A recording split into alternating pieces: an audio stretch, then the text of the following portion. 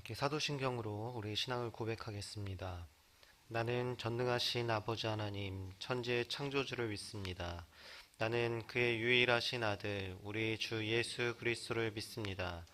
그는 성령으로 잉태되어 동정녀 마리아에게서 나시고 본디오 빌라도에게 고난을 받아 십자가에 못 박혀 죽으시고 장사된 지 사흘 만에 죽은 자 가운데서 다시 살아나셨으며 하늘에 오르시어 전능하신 아버지 하나님 우편에 앉아 계시다가 거기로부터 살아있는 자와 죽은 자를 심판하러 오십니다. 나는 성령을 믿으며 거룩한 공교회와 성도의 교제와 죄를 용서받는 것과 몸의 부활과 영생을 믿습니다. 아멘. 네, 찬송가 521장입니다. 찬송가 521장입니다.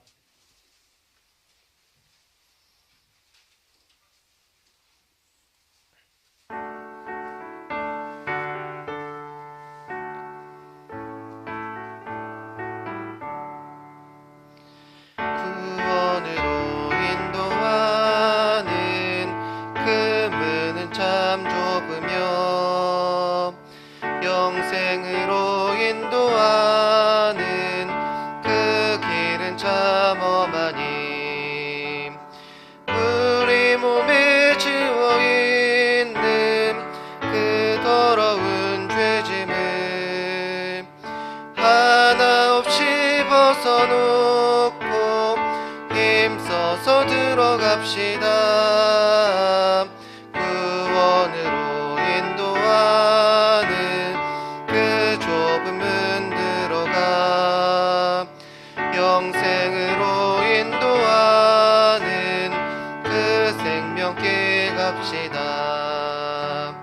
이 세상에 많은 사람 큰 문으로 들어가 넓은 길로 갈지라도 멸망으로 끝나니 세상 어떤 부귀영화 모두 내어버리고 주의 말씀 순종하여 그 생명길로 갑시다.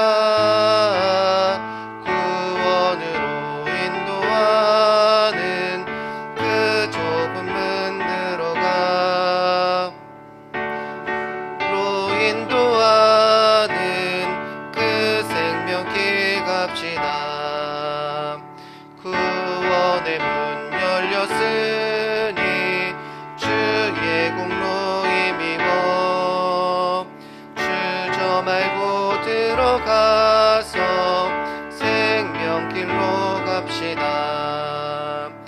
구원의 문 닫힌 후엔 들어가고 싶으나 한 번 닫힌 구원의 문 또 열려지지 않으리 구원으로 인도하는 그 좁은 문 들어가 영생으로 인도하는 그 생명길 갑시다. 아멘. 하나님 말씀은 누가복음 4장 22절에서 24절까지 말씀입니다. 누가복음 4장 22절에서 24절까지 말씀입니다. 네, 함께 말씀을 읽겠습니다.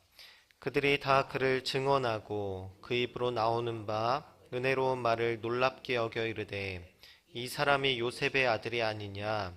예수께서 그들에게 이르시되 너희가 반드시 의사야 너 자신을 고쳐라 하는 속담을 인용하여 내게 말하기를 우리가 들은 바 가버나움에서 행한 일을 내 고향 여기서도 행하라 하리라. 또 이르시되 내가 진실로 너희에게 이르노니 선인자가 고향에서는 환영을 받는 자가 없느니라. 아멘. 네, 감사원금 박영식 권사님 들으셨습니다. 1,000번째 예물 조근호 장로님, 김필령 권사님, 이순정 권사님, 주님 복 주심에 감사드립니다. 황희돈 집사님 들으셨습니다. 천일 작정 감사원금 이미경 권사님 들으셨습니다. 1,000번째 예물 유준경, 유용순, 김혜자, 유예림, 김유신, 오선경, 김준성, 김준우, 장진용, 김정옥, 장규식, 장진혁, 김봉재, 박연희, 김서율 성도님 들으셨습니다. 기도하겠습니다. 하나님 감사합니다. 이른 아침, 이른 새벽을 깨워서 하나님 앞에 나와 예배하고 또 찬양하고 또 기도할 수 있도록 인도하시니 감사합니다. 하나님 우리의 모든 삶 가운데 하나님을 예배하는 것이 우리 삶의 가장 큰 복임을 믿습니다. 하나님 이 시간 주님께 감사하는 마음으로 또 마음의 기도 제목과 소원을 가지고 하나님께 예물을 올려드립니다. 하나님 이 예물을 기뻐 받아주시고 또 그들의 모든 마음의 소원과 기도 제목 가운데 하나님의 응답이 있게 하여 주시옵소서. 오늘 또 예배를 사모하는 마음으로 이 자리에 나온 사랑하는 성도들을 기억하여 주시고 주님 말씀이 그들의 삶 가운데 뿌리 내리게 하시고 그 말씀이 삶의 열매를 맺어 하나님께 영광을 돌리는 삶 살아갈 수 있도록 인도하여 주시옵소서. 감사드리며 예수님의 이름으로 기도드립니다. 아멘. 성경은 예수님의 삼중직에 대해서 말씀하고 있습니다. 예수님께서 왕으로 오셨고 또 제사장으로 오셨고 또 선지자로 오셨다라는 뜻이라는 것이죠. 성경에는 직접적으로 예수님께서 왕, 제사장, 선지자다 이렇게 한 번에 얘기하는 구절은 없습니다. 그러나 각 성경에서 예수님께서 각각 왕으로 또 제사장으로 선지자로 오셨다는 것을 분명하게 말씀하고 있습니다. 먼저 마가복음에서는 예수님께서 왕으로 오셨다는 내용에 대해서 잘 설명을 하고 있습니다.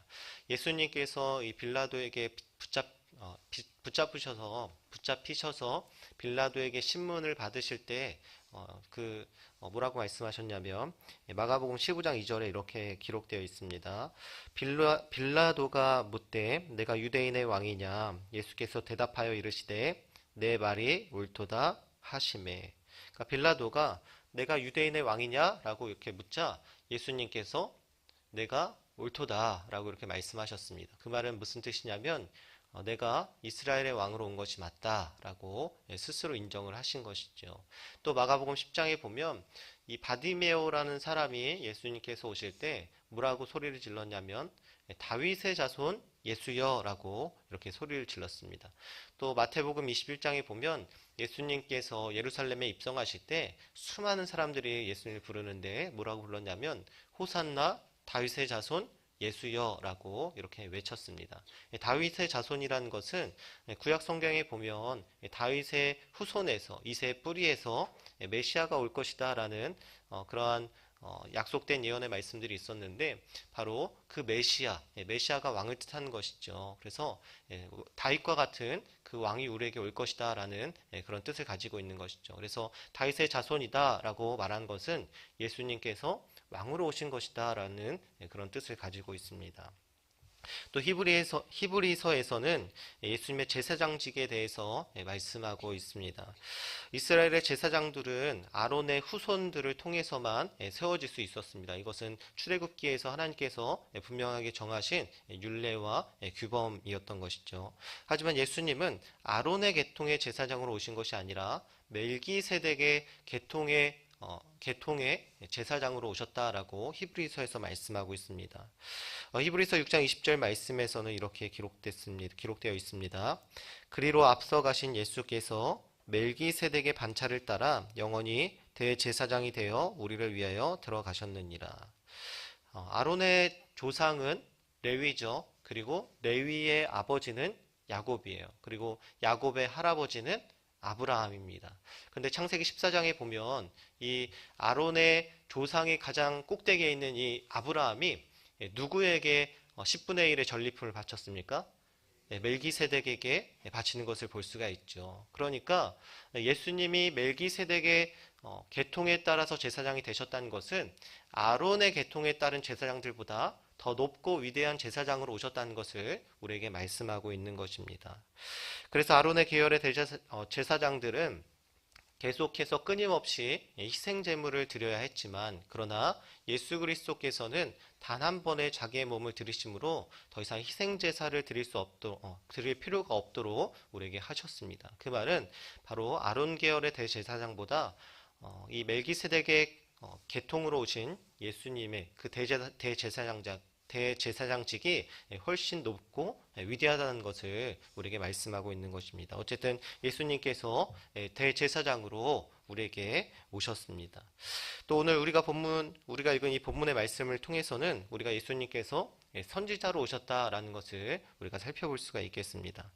사람들은 예수님의 은혜로운 말씀에 충격을 받고 놀라면서도 예수님이 요셉의 아들이라는 사실 때문에 이 말씀을 받아들이지 않고 예수님을 인정하지 않으려고 했습니다. 누가복음 4장 22절 말씀인데요. 같이 다시 읽겠습니다. 그들이 다 그를 증언하고 그 입으로 나오는 바 은혜로운 말을 놀랍게 여겨 이르되 이 사람이 요셉의 아들이 아니냐. 근데 그 입으로 나오는 바 은혜로운 말은 놀랍게 여겼지만 그 다음 뭐라고 말씀하고 있습니까?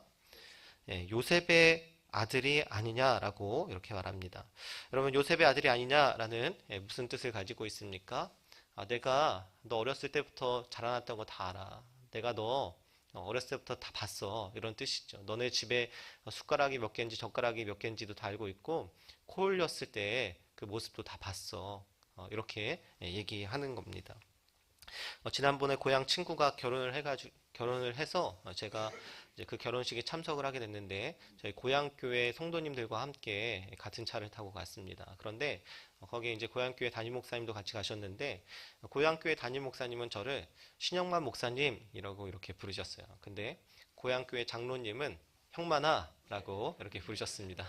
다 같이 있는데 담임 목사님도 좀 이상해 하시고 다른 성도님들도 좀 이상해 하시고 그렇게 하셨어요. 근데 이해가 되는 거는 그 장로님이 어렸을 때부터 저를 이제 계속 봐왔기 때문에 이렇게 친근한 마음으로 이렇게 부르셨겠죠. 그런데 오늘 본문의 말씀에서 예수님을 요셉의 아들이 아니냐라고 이렇게 부르는 것은 무슨 의미를 가지고 있습니까? 네가 무엇이 됐든 나는 인정하지 않겠다. 너는 어느 정도 무시한다, 뭐 이런 거부한다 이런 뜻을 가지고 이렇게 얘기한 것입니다. 그래서 예수님께서는 다시 이렇게 말씀하시죠. 4장 23절 같이 읽겠습니다. 예수께서 그들에게 이르시되 너희가 반드시 의사야 너 자신을 고치라는 속담을 인용하여 내게 말하기를 우리가 들은 바 가버나움에서 행한 일을 내 고향 여기서도 행하라 하리라. 이 말이 무슨 뜻이냐면 의사에게 너 자신을 먼저 고쳐봐라 이렇게 말하는 것처럼 네가 가버나움에서 행했던 일들을 여기서 이 나사렛에서도 좀 해봐라 라고 이렇게 말하는 것입니다. 많은 사람들이 하지만 예수님께서는 이미 회당에서 자신의 해야 할 일을 다 하셨죠. 예수님께서 그들에게 이 권위 있는 말씀을 다 전해 주셨습니다. 많은 사람들이 기독교 신앙을 기적이나 어떤 체험으로 생각하는 경우가 많습니다. 물론 우리가 예수 그리스도를 영접하고 하나님을 신실하게 의지하는 마음과 믿음을 가지고 살아갈 때 하나님께서 분명 우리에게 놀라운 일들, 기적 같은 역사들을 일으키시는 것을 우리가 부정할 수가 없습니다. 그러한 일들이 우리의 신앙에 도움이 되고 그리고 우리의 신앙을 증진시켜주는 것은 굉장히 당연한 일입니다.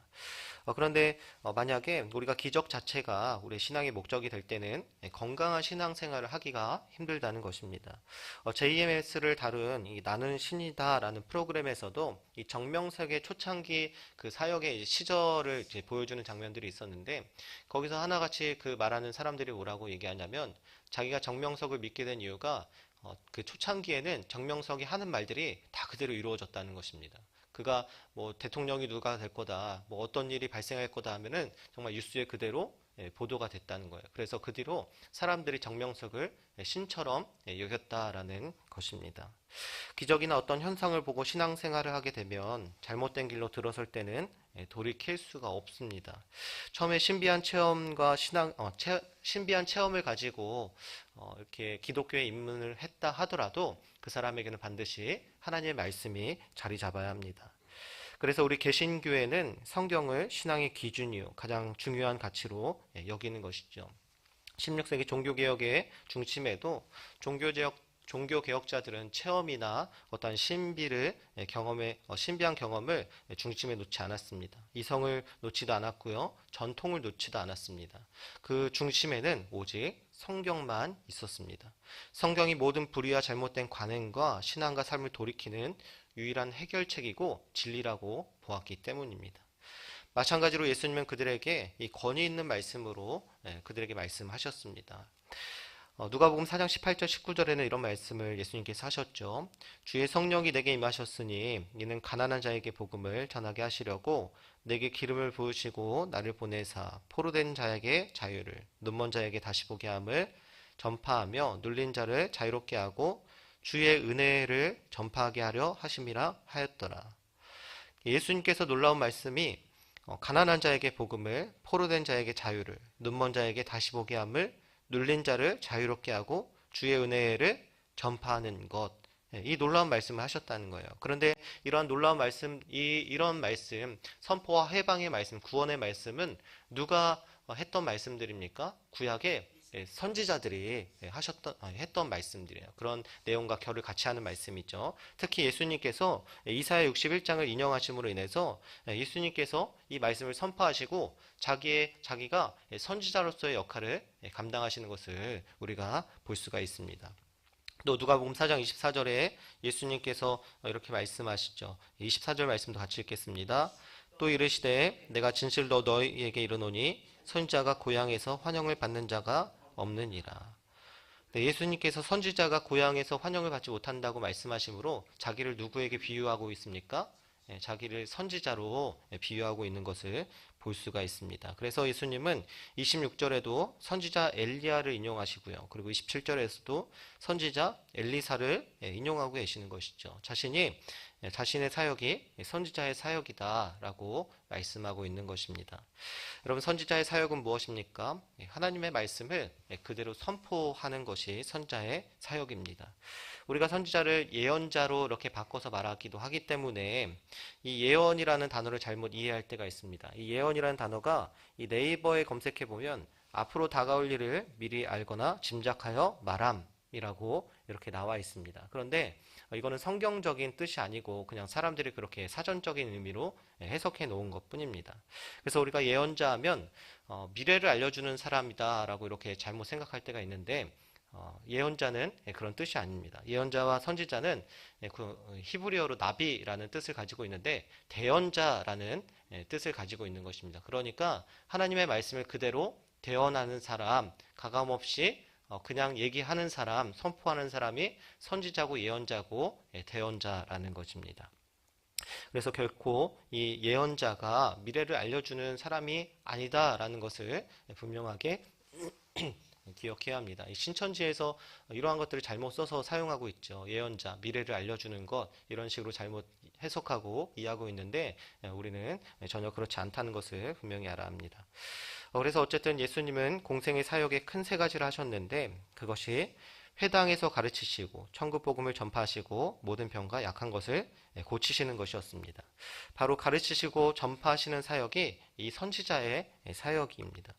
그 말은 예수님이 하나님의 말씀을 선지자와 같이 그대로 선포하셨다라는 것입니다. 요한복음 14장 24절에도 나를 사랑하지 아니하는 자는 내 말을 지키지 아니하나니 너희가 듣는 말은 내 말이 아니요 나를 보내신 아버지의 말씀이니라. 예수님께서 자신이 하시는 모든 말씀이 나를 보내신 아버지의 말씀이다 라고 이렇게 분명하게 말씀하고 있습니다. 예수님은 자기의 말을 전하신 것이 아니라 하나님 아버지의 말씀을 그대로 계속해서 전달하셨습니다. 예수님은 왕으로 오셨지만 제사장으로 오셨지만 선지자로 오셨습니다. 우리에게 하나님의 말씀을 전달해 주시기 위해서 오셨습니다. 우리는 신앙생활을 하면서 기적을 원합니다. 놀랍고 크고 경험해 보지 못한 것들이 우리 눈앞에 펼쳐지기를 원하고 내가 그런 경험을 하기를 원합니다. 그러면 믿음이 좋아질 것이라고 여겨집니다. 하지만 가장 크고 놀라운 기적들로 가득했던 출애굽기 1세대들은 그 광야에서 모두 죽었다는 사실을 우리는 기억해야 합니다. 그들의 불순종과 불신앙은 하나님의 놀라운 기적으로도 그들을 치유할 수 없었습니다. 우리의 신앙의 본질적 원천은 하나님의 말씀인 성경에 있습니다. 기적은 잠깐 우리의 만족을 채워줄 수 있습니다. 잠깐 편해질 수 있고 잠깐 좋아질 수 있습니다. 잠깐 문제가 해결될 수 있습니다. 하지만 우리의 믿음을 영원히 지켜주는 것은 기적과 체험이 아닙니다. 물론 그러한 것들이 우리의 신앙에 도움이 될 수 있지만 그것이 우리의 신앙을 완전하게 단련해주고 굳건하게 해주는 어떠한 가장 중요한 것은 아니라는 것입니다. 오직 말씀이 우리의 삶을 굳건하게 붙잡아주고 영생을 줄 수 있음을 여러분들은 믿으셔야 합니다. 디모데후서 3장 15절에서 17절까지 이렇게 말씀합니다. 또 어려서부터 성경을 알았나니 성경은 능히 너로 하여금 그리스도 예수 안에 있는 믿음으로 말미암아 구원에 이르는 지혜가 있게 하느니라. 구원에 이르는 지혜가 성경에 있다라고 말씀합니다. 모든 성경은 하나님의 감동으로 낸 것으로 교훈과 책망과 바르게 함과 의로 교육하기에 유익하니, 교훈과 책망과 바르게 함과 의로 교육하기도 성경에 있다라고 말씀하고 있습니다. 이는 하나님의 사람으로 온전하게 하며 모든 선한 일을 행할 능력을 갖추게 함이라. 하나님의 사람으로 온전하게 하고 모든 선을 행할 능력을 갖추게 하는 것이 성경에 있다, 말씀에 있다라고 성경은 분명히 말씀하고 있습니다. 여러분들에게 오직 하나님의 말씀만이 여러분들에게 가장 큰 기적이 되기를 이 시간 예수님의 이름으로 축복합니다. 성경에 생명이 있음을 여러분들이 기억하시길 바랍니다. 함께 기도하겠습니다. 기도 제목을 함께 읽겠습니다. 처음 마음을 잊지 말게 하소서, 겸손하게 하소서, 사랑하게 하소서, 충성하게 하소서, 감사하게 하소서. 또 목사님 출타 중에 계신데 목사님의 건강과 안전을 위해서도 함께 기도하겠습니다. 우리 주여 한번 외치고 기도하겠습니다. 주여, 거룩하시고 내가 풍성하신 하나님 감사합니다. 하나님, 우리의 모든 삶 가운데 찾아오셔서 하나님 우리의 삶을 인도해 나아가시고 우리를 언제나 주님의 그 생명의 말씀을 인도하시니 감사합니다. 하나님, 무엇보다 우리에게 왕으로 오셔서 하나님 나라의 통치로서 우리를 섬기시고